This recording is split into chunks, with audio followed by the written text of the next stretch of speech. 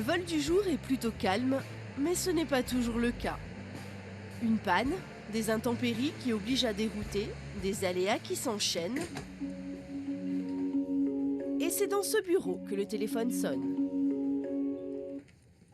Les opérations, Stéphane, bonjour.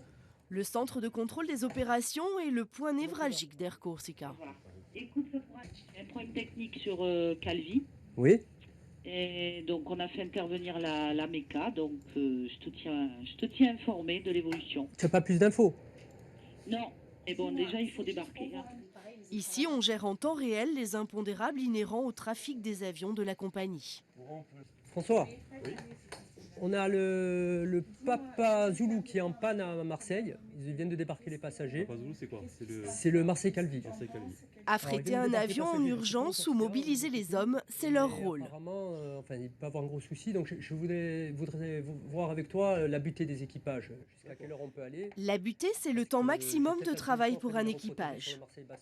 Le danger de l'aérien, c'est l'accumulation des facteurs risques. Alors même dans l'urgence, rien n'est laissé au hasard.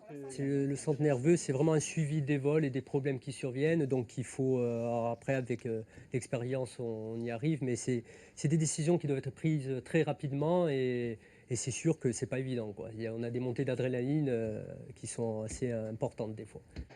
Le chef de car travaille en relation directe avec la partie technique, impliquée elle aussi dans la recherche de solutions. Fred, au centre des préoccupations, l'acheminement du passager. On a une panne sur le Marseille Calvi, donc ils ont débarqué des passagers, donc je ne sais pas exactement ce qu'il y a. Par contre, sécurité et économie ne sont jamais mises en balance. Parce que j'ai là une solution, je peux reprotéger les passagers sur le Marseille-Bastia. Donc si la panne est trop longue, si tu me dis par route. Voilà, et par voie de surface. Je te dis ça rapido. Reste maintenant à trouver la panne. La recherche de panne, ça consiste à savoir avec l'équipage, les informations que va nous donner l'équipage sur la panne qu'ils ont rencontrée. Nous, après, avec des logiciels bien précis par type d'avion, que ce soit ATR ou A320, on rentre à l'intérieur de ces logiciels et on a une procédure de recherche de panne toute décrite par le constructeur. Et par anticipation, tous les mardis, c'est nuit de check. Les passagers à peine débarqués, cet Airbus est ramené au hangar pour être vérifié. Il est 23h et le travail ne fait que commencer. Sur ce mur, une série de procédures qui détaillent l'ordre d'exécution des tâches. Il faut combien de techniciens les soirs de maintenance pour remplir toutes ces fiches? Alors sur une check-A comme ce soir, ils sont environ 25 personnes.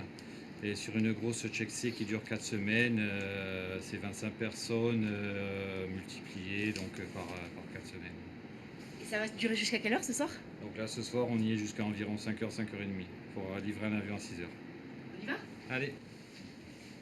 En plus des contraintes de l'aviation civile, Air Corsica se soumet à des standards sécuritaires dignes des compagnies comme la Lufthansa ou British Airways.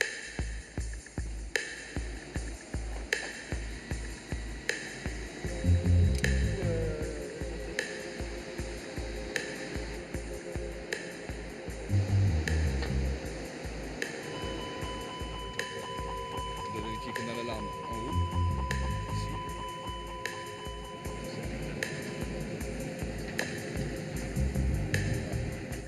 Et dans le magasin, on compte des centaines de références en pièces. Ça, par exemple, c'est un ordinateur de bord ATR, un MFC, ça coûte 135 000 €. C'est pas la pièce la plus chère qu'on peut avoir en stock, ça peut monter jusqu'à 375 000 € pour l'ordinateur de bord Airbus. 64 audits sécurité et conformité sont prévus en interne cette année. Le calme apparent d'un vol, c'est tout un travail au sol.